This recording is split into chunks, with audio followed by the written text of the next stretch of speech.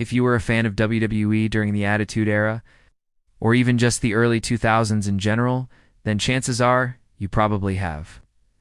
Some pretty vivid memories of a time when the product was much more adult-oriented and over the top with its violence and sexual content?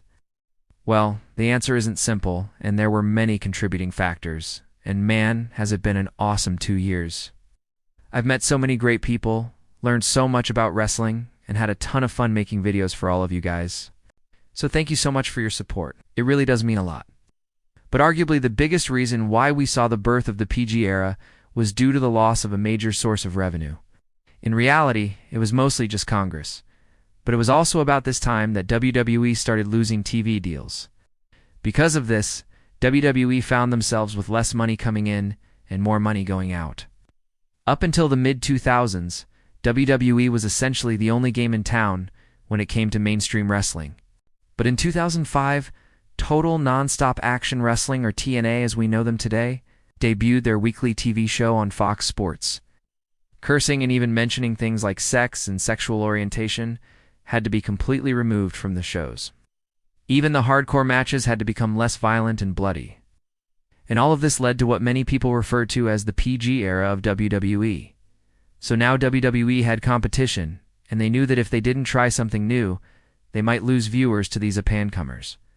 I think it's important to note that WWE had been hinting at this change long before any of this stuff happened. As a matter of fact, I'd argue that the seeds were planted all the way back in the early days of the company. And it's because of this push for a more family-friendly product that WWE had to undergo a huge transformation. Legends were retired, new stars were pushed, storylines were cleaned up, and the overall product became much more PG. If you go back and watch some of their very first shows on the WWE Network, you can clearly see that they were trying to be family-friendly from the start. Like I said, I think it was a good move for business. Do you prefer the PG content or the more adult-oriented content of the past? Comment below and let me know. And as always, if you enjoyed the video, then be sure to hit that thumbs up button and subscribe to the channel. And if you want to keep watching, then the next video I'd recommend is one where I talked about some of the most underrated wrestlers in WWE history. You can click on that link right there to check it out. And to be honest, it gave us some great moments and some of my favorite wrestlers like Daniel Bryan. Big E and Seth Rollins all got their big pushes during this time.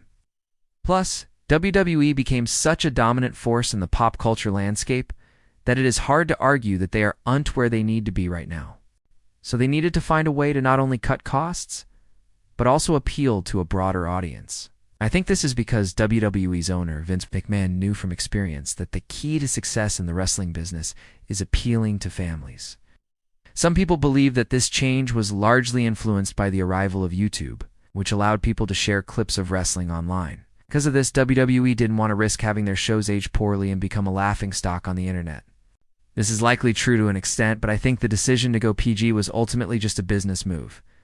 He grew up in the shadow of his father's professional wrestling legacy, and he took his father's advice to heart.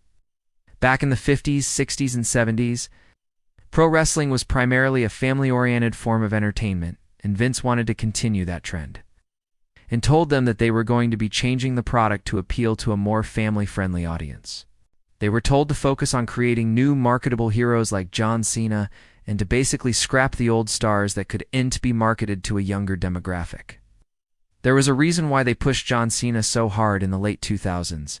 He was the perfect marketable hero for kids. Not only was he extremely talented inside the ring, but he was also a great performer who was excellent at engaging the crowd. And best of all, he looked like a superhero. His look alone was enough to attract kids. So guys like The Rock and Stone Cold Steve Austin were pushed off of television, and legends like Hulk Hogan and Ric Flair were eventually released from their contracts. They already had a deal in place with Mattel to make action figures based on their wrestlers. But in order to get Mattel involved, WWE had to tone down a lot of the adult themes and violence. The PG era. Before I get into everything, I do want to make it clear that I do and think this era was necessarily a bad thing. And they were exactly thrilled with the creative direction of the product. For example, after the infamous "We're all going to hell" promo from The Miz on Raw, Subway dropped WWE as a sponsor and threatened to pull out again if something like that happened again. It was this kind of stuff that made it very clear to WWE that they needed to make some serious changes, if they wanted to keep bringing in the big bucks. In fact, I actually think it was a good move for business. But there was no denying that it was a big change from what WWE had been doing for most of their existence up until that point. But if you stopped watching wrestling for a while and then came back to it, say around 2008 or so, you may have noticed that things had changed quite a bit. The language was different. The storylines seemed less focused on adult themes, and the overall presentation of the show was definitely more toned down. As I alluded to earlier, the answer isn't super simple, because there were a lot of different reasons why WWE went in this direction. First and foremost, though, it all started with the passing of the WWE's new steroid testing policy in 2006.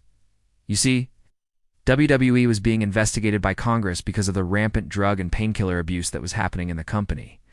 And even though they weren't necessarily doing anything illegal, it was becoming a serious liability and a PR nightmare. Because of all of this, WWE was forced to sign a collective bargaining agreement with the wrestlers that included mandatory unannounced drug testing. And all this was part of what is now known as the PG era of WWE. But why did WWE make the decision to completely change their programming? Hello everyone, I'm here and welcome to my channel. It's officially been 2 years since I uploaded the first video on this channel. And to celebrate the anniversary, I figured I would go ahead and talk about something that is one of the most controversial eras in pro wrestling history. And I also want to clarify that when I refer to the PG era, I'm specifically talking about WWE, because there are other promotions out there that still cater to a more mature audience. Anyway, enough of that. Let's get into the main topic at hand. So let's start off by talking about what exactly caused this PG shift in programming. Now, it wasn't just Congress that was pressuring WWE to clean up their act. In addition to this, in the late 2000s, WWE began attracting the attention of some new corporate sponsors, like Subway and Lastly. Another reason why WWE decided to make the switch was simply because they could. And so, in 2008, WWE's CEO Linda McMahon sat down with the company's writers, and not only were they told to focus on family-friendly storylines, but the language had to change as well. Now, while all of those things I just mentioned certainly contributed to the birth of the PG era, for example, they never showed any blood, barely had any cursing, and always made sure to clearly separate the good guys from the bad guys. All of this culminated in 2002 when WWE switched from being TV-14 to TV-PG from a business standpoint. And not only did WWE embrace the PG rating, but they even tried to take it a step further by applying for a G rating, which would allow their content to be shown in theaters. Now, while there's a lot of negativity surrounding the PG era, I personally don't mind it, so I'll ask you guys, what's your opinion on the PG era? Thanks for watching. I've been your host. I'll see you next time.